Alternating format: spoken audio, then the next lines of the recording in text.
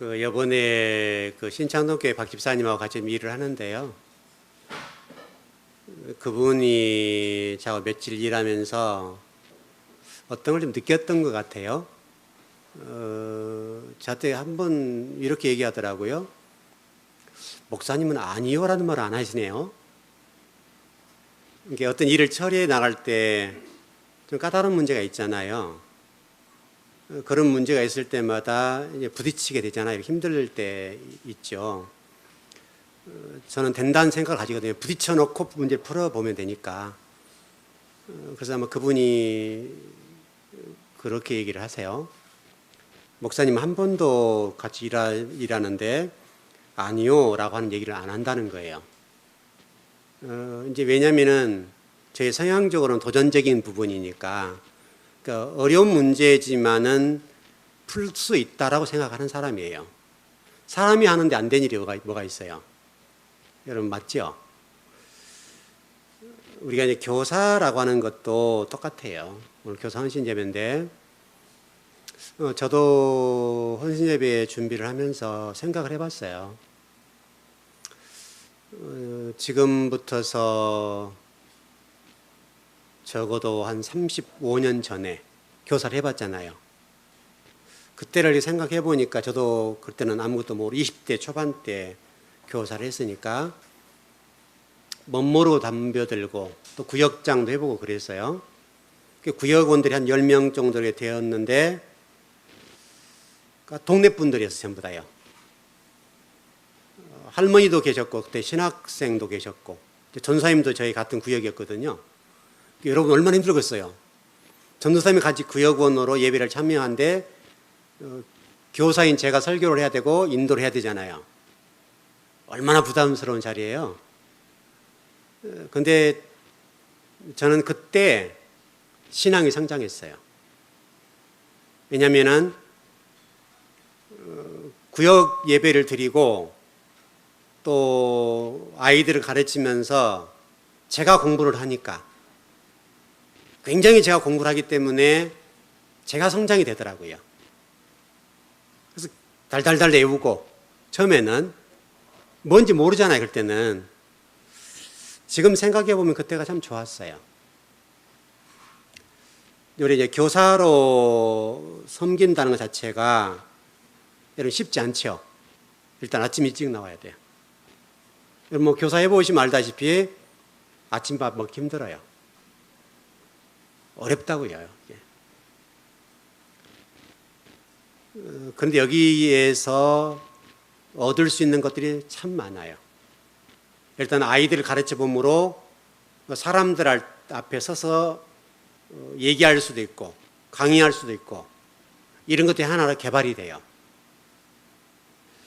아마 이제 교사 선생님들도 아마 얘들을 섬기면서 생각을 할 거예요. 우리 성도도 똑같습니다만은 어떤 일을 하려고 할 때에 우리가 입버릇처럼 하는 게 있어요. 내 위치가 되지 않고 내 직책이 되지 않아서 일을 할 수 없다. 아마 우리 교사 선생님들도 그런 분이 있을지 몰라요. 여러분 교사 체계를 보면 조직이 부장님 계시죠. 그 다음에 그 안에 총무님이신가요? 어떤 총무님 계실 것이고 회계석이 계실 것이고 그 다음에 교사 이렇게 돼 있죠. 이제 그냥 위에 부장님 계시는 분하고 밑에 있는 교사 입장에 보면 내가 부장도 아닌데 이런 생각도 가질 수가 있고 여러 생각이 많아요.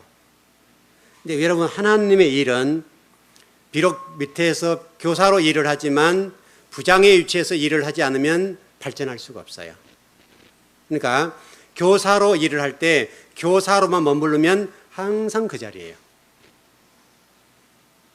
여러분 무슨 얘기 아시겠어요? 여러분들이 교회라는 관점 보세요. 교회라고 본다면 교회 입장에 볼 때 여러분의 입장과 제 입장은 다르겠죠.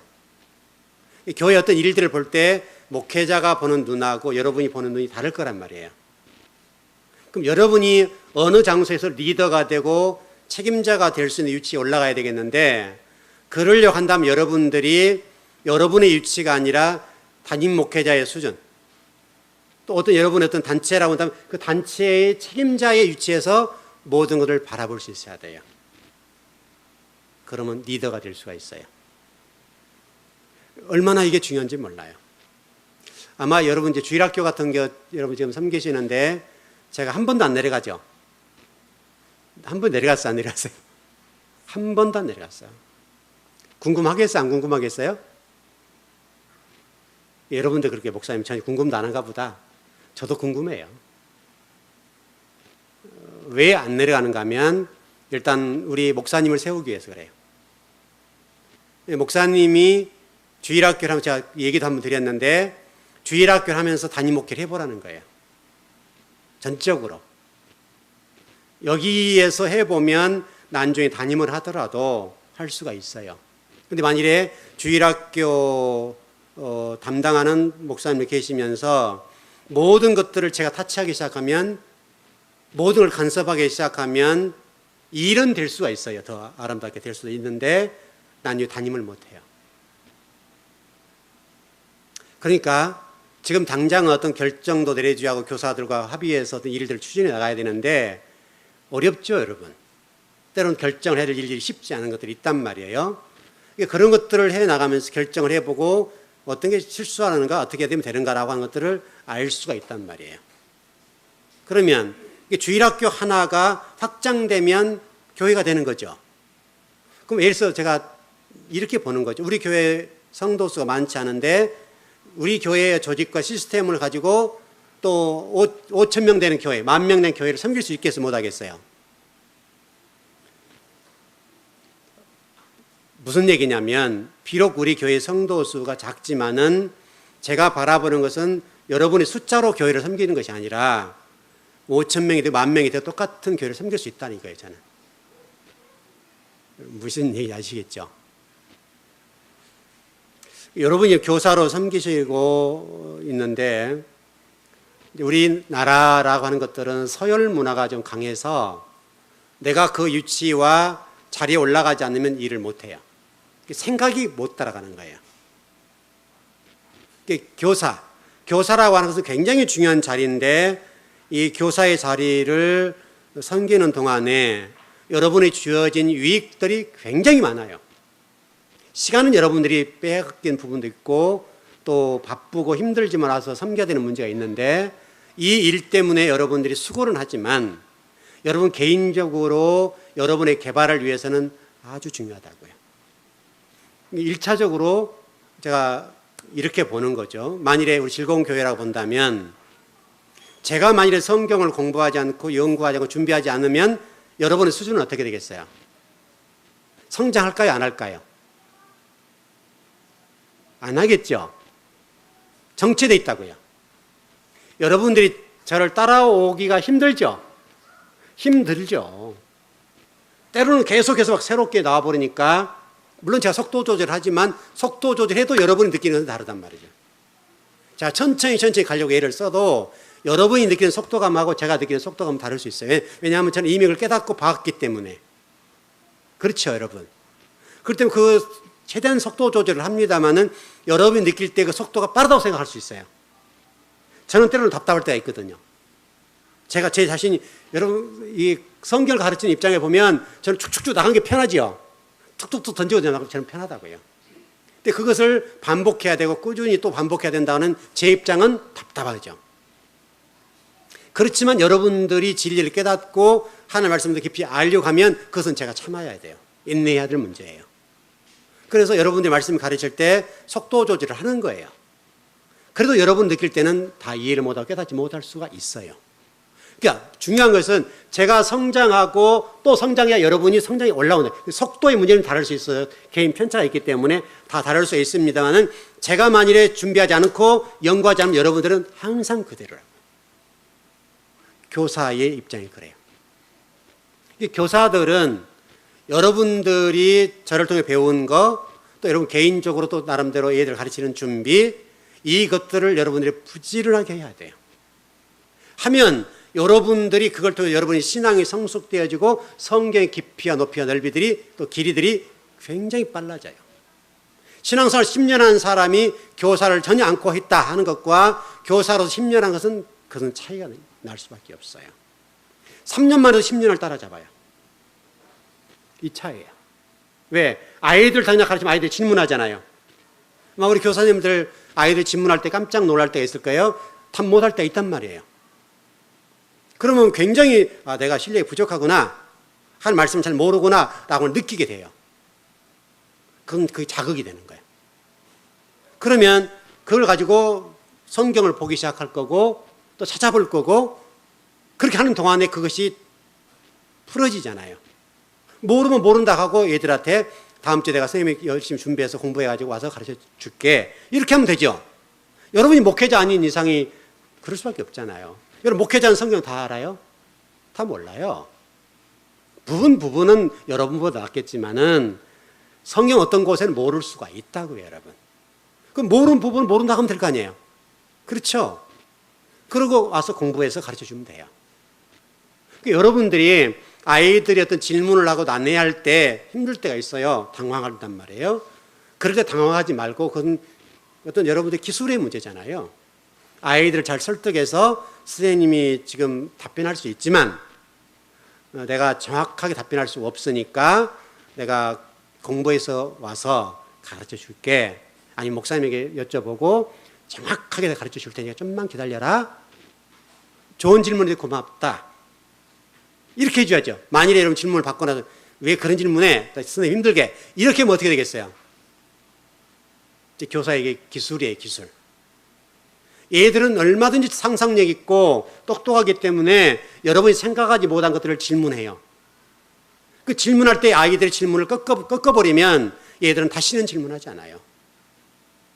그러니까 여러분들이 아이들하고 자유롭게 막 질문할 수 있도록 만들어줘야 돼요. 여러분 힘이 들지만, 여러분이 힘이 든 만큼 여러분은 성장해 가요. 왜? 모르는 부분에 대해서 당황도 하지만 내가 집에 돌아와서 공부하고 또 찾아보고 성경을 읽어보고, 그리고 함으로 인해서 성경 말씀이, 여러분 질문을 얼마나 그 까다롭게 질문할 때 그걸 풀어내야 되겠어요.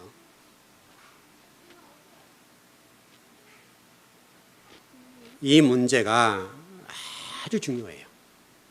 그래서 여러분 좀 리더십이라고 하는 것과 컨맨더십이라고 하는 단어가 있어요. 좀 용어가 좀 조금 까다로운 용어입니다만은, 리더십이라고 하는 통솔력이라고 할 수 있고 컨맨더십이라고 하는 것은 명령권이라고 그래요. 그러니까 아이들을 가르칠 때 컨맨더십이라는 관점에서 명령하고 가르쳐 준 것만 들어라, 이렇게 해버리면 아이들과 소통이 끊어져 버려요. 근데 우리나라는 이게 서열 문화이기 때문에 교사의 권위를 눌러버려요. 그래서 아이들이 자율적인 창의력이 꺾여버려요. 성경에 대한 호기심들이 꺾여버린다고요. 아이들로 하여금 성경에 대한 호기심을 발동할 수 있도록 여러분들이 유도를 해줘야 돼요. 힘은 들어도. 그럼 아이들 교회에서 성경 배울 뿐만 아니라 상상력과 다양한 것들을 스스로 창의력, 이런 모든 것들이 성경을 배우는 동안에 다 터득해 가는 거예요. 여러분이 통솔 아래 명령권자로 그냥 눌러버리면 이 아이들은 생각을 뛰어넘을 수가 없어요. 새로운 상상력이 나오잖아요. 성경이 전혀 엉뚱한 얘기예요. 왜 하나님이 선악을 만들었어요? 이렇게 안 만들면 되잖아요. 이런 질문들 나올 수 있죠, 여러분. 얘들은 그런 질문 한다니까요. 왜 하나님이 선악을 만들어가지고 죄를 지게 만들었어요? 안 만들면 되실 것을? 이런 질문에 여러분 어떻게 답변해요, 그거? 물론 제가 여러분들 공부 가르쳐 드렸습니다만은 그때는 딱 막힐 수가 있잖아요, 여러분. 그런 것들을 여러분들이 그 아이를 성실하게 답변해 줘야 된다고요. 그 외에도 수없이 여러분 질문들이 나와요, 얘들한테서. 까다로운 질문이 많이 나온다고요. 그 까다로운 질문이 나올 때, 야, 너 진짜 기가 막히게 질문했다, 이런 칭찬해 줘야 돼요. 야, 너 왜 선생님 바빠 죽었는데 그런 게 질문해? 여러분, 교사가 그러면 절대로 안 돼요. 교사의 자질의 문제에도 그렇고 아이들이 교사에 대한 신뢰의 문제가 있어야 되니까, 이건 여러분 기술이잖아요. 이건요, 기술적인 문제니까 아이들과 소통하고 공부할 때에 아이들이 질문한 것들을 모를 수가 있어도 모르는 것을 눌러버리면 안 돼요. 너는 왜 그런 질문을 해가지고 선생님이 당황하게 만드니? 랄지 이렇게 해버리면 아이들이 발전할 수가 없어요. 교회에서 아이들 날개를 꺾어버리는 거예요, 지금. 여러분 커맨더십이라고 하는 관점에서 우리 교사들이 만일에 아이들을 하고 그렇다고 한다면 아이들 미래가 상당히 어두워져요. 정말로 여러분들이 자녀들을 여러분이 가르치는 아이들을 사랑한다고 한다면 굉장히 이건 기술적으로 잘 하셔야 돼요. 예를 들어서 이렇게 좀 정리를 해볼게요. 여러분 군대 조직 속에 들어가면 장교가 있고 부사관이 있어요. 굉장히 껄끄러운 관계예요. 이 부사관들은 직업 군인이에요. 나이가 많고 경험이 많아요. 군대에 대해서 빠끔이 되래. 좀 표현이 그런데 장교들은 이제 막 갓 들어가지고 전내나잖아요. 근데 계급은 얘가 높아요. 계급이 높기 때문에 명령한단 말이에요. 커맨더십으로 명령을 해요. 그게 들어야 돼요. 근데 이쪽 입장에서는 부사관들 입장에서는 직업 군인이기 때문에 저거 아닌데 하면서 따라오는 거예요.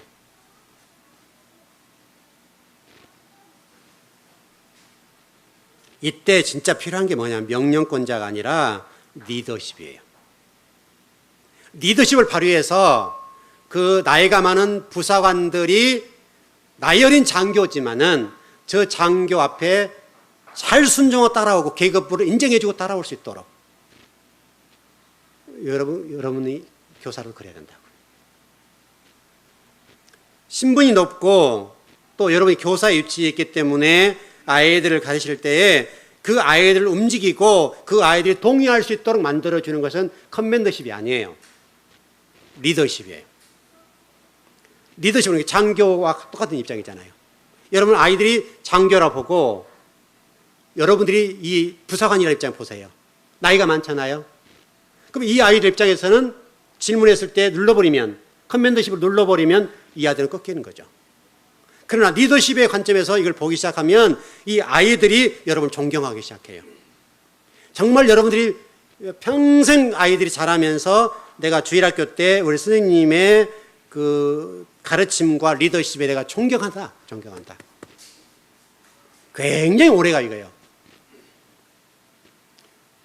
여러분 자녀들 또 여러분 똑같어요. 얘들 가르치는 거 똑같아요. 여러분들 보스가 되면 안 돼요. 보스가 되면 안 된다. 보스가. 명령권자로서 보스가 되면 안 되고 통솔력을 가진 리더십을 가지고 있어야 돼요. 굉장히 어려운 얘기가 됐습니다만은 보스와 리더는 달라요. 교사이지만 교사 안에 보스가 있고 리더자가 있어요. 이건 지식의 문제가 아니라 아이들을 어떻게 할 것이냐 문제예요.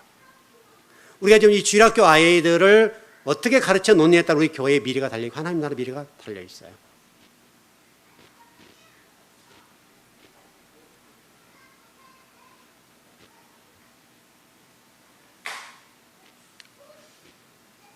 그 나폴레옹이라는 점 잘 아시죠? 나폴레옹은 그랬다고 그래요. 자신의 어떤 부하들 가방 속에 항상 지휘봉을 들고 다니도록 했대요. 넣고 다니도록. 나폴레옹이 그랬어요. 무슨 얘기냐면 어느 때가 되면 너도 지휘관이 될 수 있다고 하는 희망을 주는 거예요. 비전을 주는 거예요. 그걸 나폴레옹이에요. 여러분 교사로서 꼭 가져야 될 게 뭐냐면 섬김의 리더십이라고 서번트 리더십이 있어요. 서번트 리더십을 가지셔야 돼요. 여러분이 섬겨주셔야 된다고요. 아이들 해라라고 하는 것이 아니라 하자라고 하는 리더십.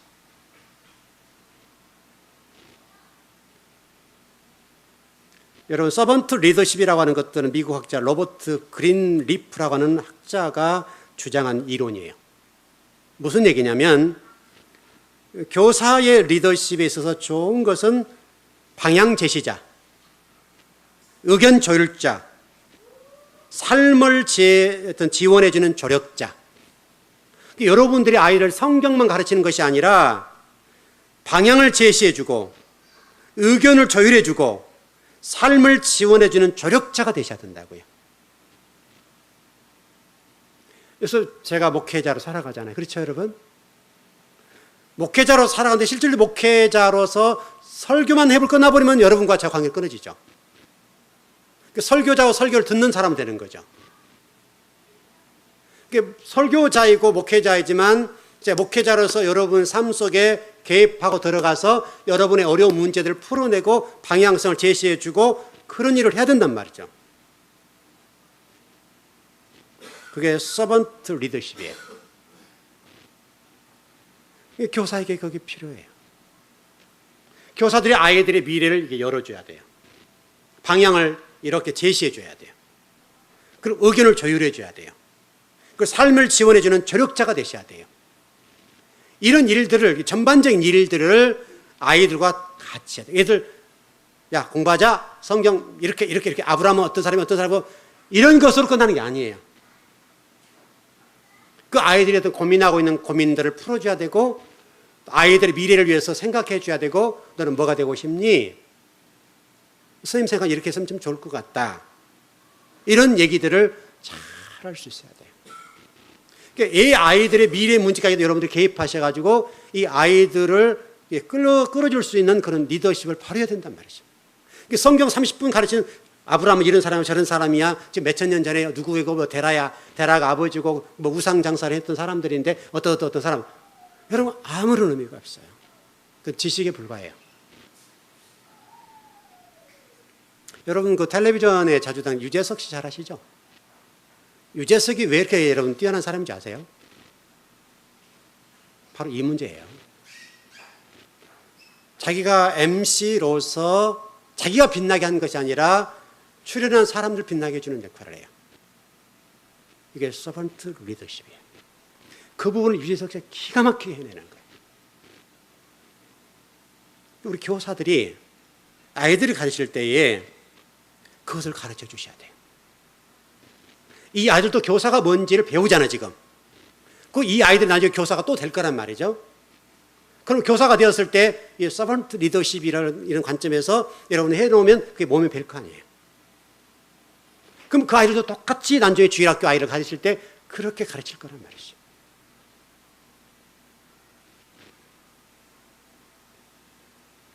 좀 본론으로 들어가 보겠습니다. 여러분 랍비라는 말 아시죠? 랍비라는 뜻이 뭔지 아세요? 랍비라는 뜻이 뭐예요? 랍비. 유대 히브리 말이죠. 랍비. 네? 선생님이란 말이에요. 유대인에 있어서 이 랍비라는 사람은 대단히 존경받는 사람이에요. 히브리어로 선생님이란 말이에요. 여러분 랍비 두 사람이 증인을 쓰면 모든 것이 통과가 돼요. 유대인들은. 그만큼 랍비가 되는 것이 어려워요. 그럼 랍비 두 사람에 들어서 증인을 서주면 모든 법이 통과가 돼요.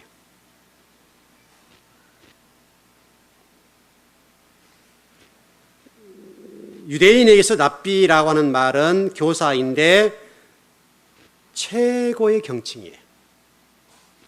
그럼 여러분 교사라는 직이 굉장히 높다고요. 실질적으로 성경 신약성경에 들어서 서신서에 보게 되면 교사라는 말이 나오죠. 그런데 여러분 주목해 볼 부분은 그 교사라고 하는 것이 사실 목회자도 같이 포함되어 있는 거예요. 여러분 목회자가 가르치는 자죠. 여러분이 목회자가 될 수 있는 거예요. 신학하지 않고 안수받지 않은 그런 목회자로서 일을 하는 거예요. 물론 랍비라는 단어 속에 더 다른 뜻들이 많이 있어요. 그러나 랍비라고 하는 단어는 크신 분이라고 할 수 있고 선생님이라고 할 수 있겠는데 그 가르치는 당하는 아이들이 볼 때 나의 크신 분, 더 깊이 드는 내 주로 섬긴다고 주. 그 정도로 높은 경어예요.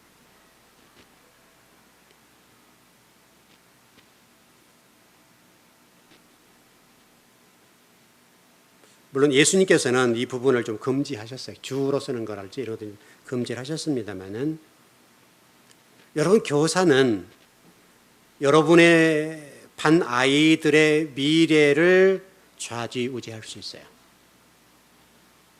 막대한 영향력을 또 끼칠 수가 있고 잘못하면 이 아이의 미래를 막을 수도 있어요. 얼마나 중요한 유치인지 몰라요.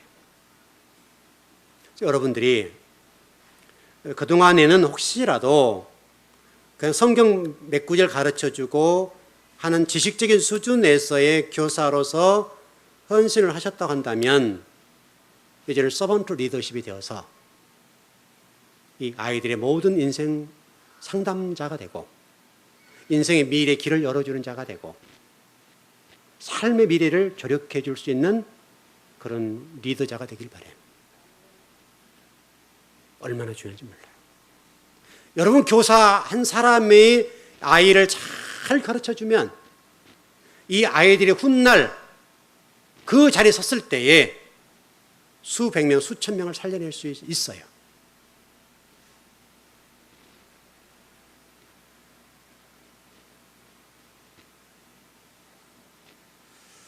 유대인들은 이 랍비라고 하는 것들에 관해서 종군 랍비 이런 단어가 있어요.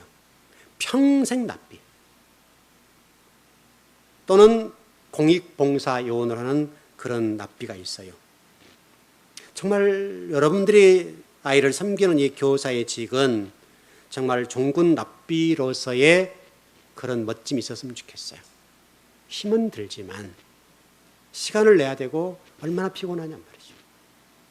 그러나 여러분들이 가르치는 그 아이들의 미래를 생각해 보면 이것은 작은 일이 아니에요.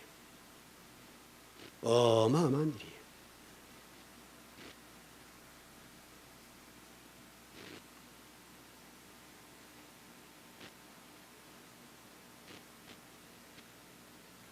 저는 우리 즐거운 교회가 여러분 선생님들의 어깨 위에 있다고 생각해요. 특별히 이 유대인들이 자녀 교육을 하는 데 있어서 이 랍비 부분은 특별히 성경과 탈무드를 가르치는 일에 있어서 집중해요. 놀랍게도 이 모든 아까 조력자 부분도 여러 가지 설명을 드렸습니다만은 그 역할을 다 해주기 때문에 이 랍비들에 의해서 공부를 당하고 배움을 당하는 아이들이 유대인을 리더해요. 기가 막힌 거죠.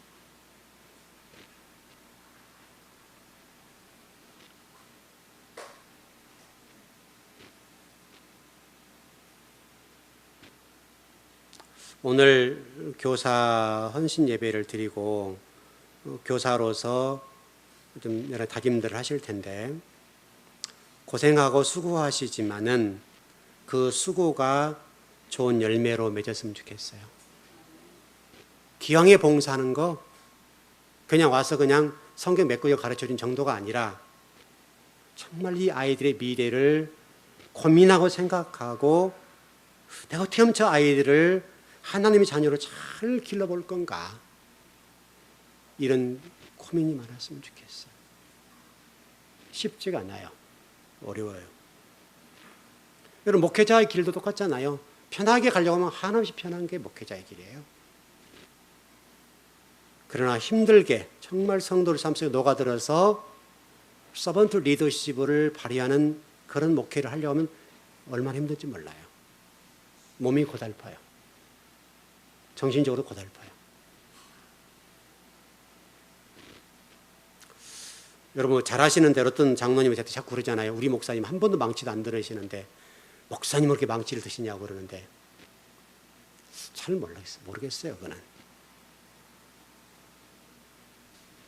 중요한 것은 그 교인이 저한테 그래요. 저하고 같이 일을 해보면서 느낀 게 있는가 봐요. 왜냐면 자기 교회 담임 목사님 그러지 않잖아요. 권위적으로 누르잖아요. 권위를 눌러서 일을 하거든요. 최대한 저는 그분이 할 수 있도록 배려해주고 어떻게 하면 어려운 일도 풀어나갈 수 있도록 해보세요. 이렇게 얘기를 하니까 그냥 본인이 얘기를 하는 거예요. 저한테. 목사님은 좀 다르다고. 목사님은 한 번도 no, 아니요 라는 말을 안 한다는 거예요. 저한테.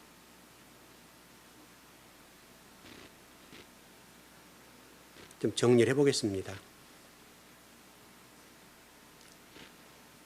여러분의 유치가 어느 자리에 있든지 나는 부장이 아니기 때문에 나는 교사로 평교사로서 머물면 된다.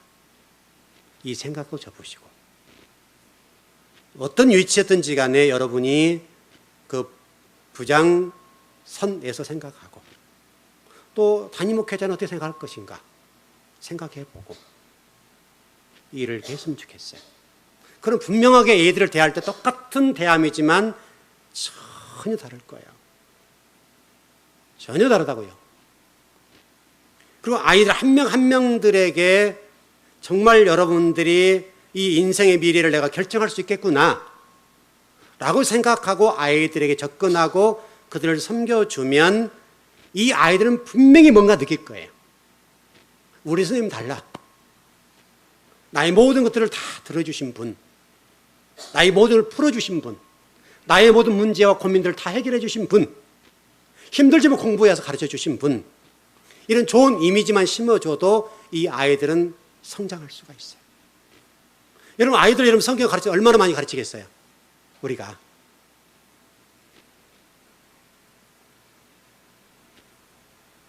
정말 우리 즐거운 교회 주일학교가 더 성숙하고 성장했으면 좋겠어요. 바로 여러분 어깨에 있어요. 여러분의 어깨 위에 있어요. 여러분 어떤 자세로 아이들에게 임할까? 여기에 따라 다 달라져요. 기왕에 헌신하고 봉사하는 거 정말 기쁨으로 봉사하시되 공부하고 준비해서 또 기도하고 그렇게 해서 아이들 한 명 한 명들을 예수님의 제자를 양육한다는 심정으로 접근해서 하면 정말 여러분들이 언젠가는 이 아이들과 하여금 이렇게 들을 거예요. 선생님 존경해요.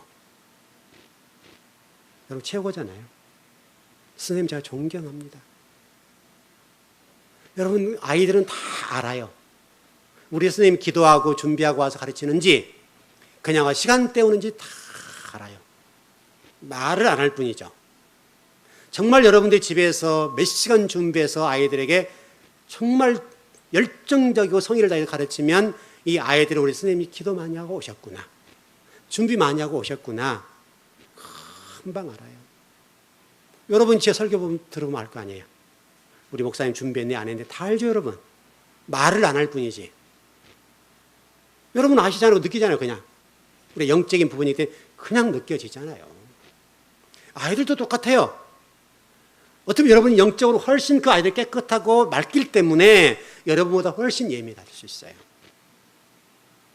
그래서 여러분이 교사로 설 때의 아이들이 우리 스님 참 노력하신 분이구나, 나도 본받아야 되겠다, 나도 훗날 저런 교사가 돼야 되겠다, 좋은 교사상을 심어주면 좋잖아요. 제가 여러분 언제가 말씀드렸던 것처럼 제가 그 고등학교 다닐 때 별명이 하바구라는 분이 있어요. 별명이 하바구예요. 얼마나 학생들을 박탈하고 이 아이들을 전부 다 대학번에 자기가 등급 올라가는 것으로 계산하는 분이에요. 저는 너무 그게 싫었어요. 제가 여러분 정교회에서 3등 정도까지 해봤다 그랬잖아요. 그리고 12시까지 넘어서 공부해 본 적이 없어요. 저런 교사 같으면 하기 싫다. 한문을 제가 막 5천자를 띄고 그랬던 적이 있어요.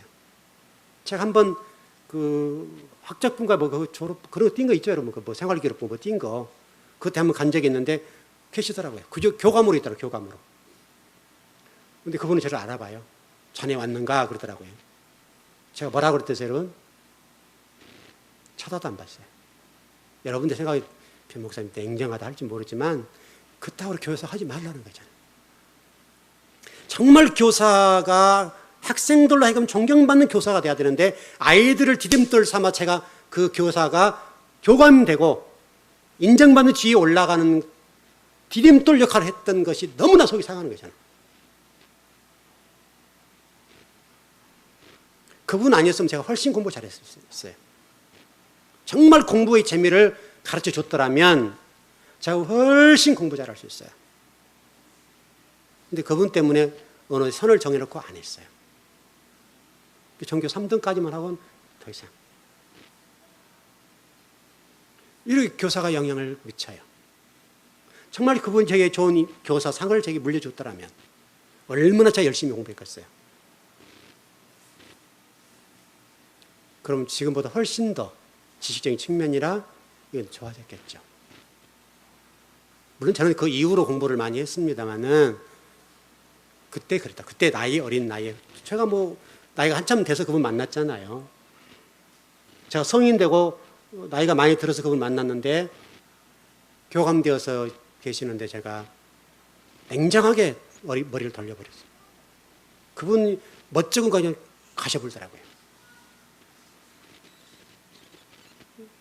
교사로서 교감까지 올라가서 이런 사립이었어요.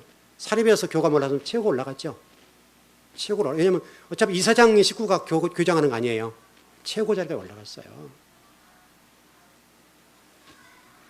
근데 저는 그게 전혀 부러워 보이질 않았어요. 우리 즐거운교회에서 수고하신 우리 선생님들 고생이 많으시는데요. 정말로 여러분 오늘 우리가 공부한 내용들을 또 들은 말씀들을 잘 생각하고 아이들 한 명 한 명들을 대했으면 좋겠어요. 그러면 그 아이들이 무럭무럭 잘 자라날 겁니다. 그 자라남이 하나님의 미래예요. 수고하신 우리 모든 선생님들 수고 많으십니다만은 그 수고 하나님이 갚아주실 겁니다. 그리고 여러분 미래가 하나님 많은 복을 받았으면 좋겠습니다. 또 오늘부터 우리 여름 성경학을 하잖아요. 얼마나 힘들어요. 집에 가고 싶지 않겠어요? 그렇지만 아이들 남아서 또 가르치고 해야 되잖아요. 하여튼 최선을 다해서 노력해 주십시오. 하나님이 그 수고들을 결코 헛되게 하지 않을 겁니다. 그 복이 지배하시길 바랍니다. 기도하겠습니다.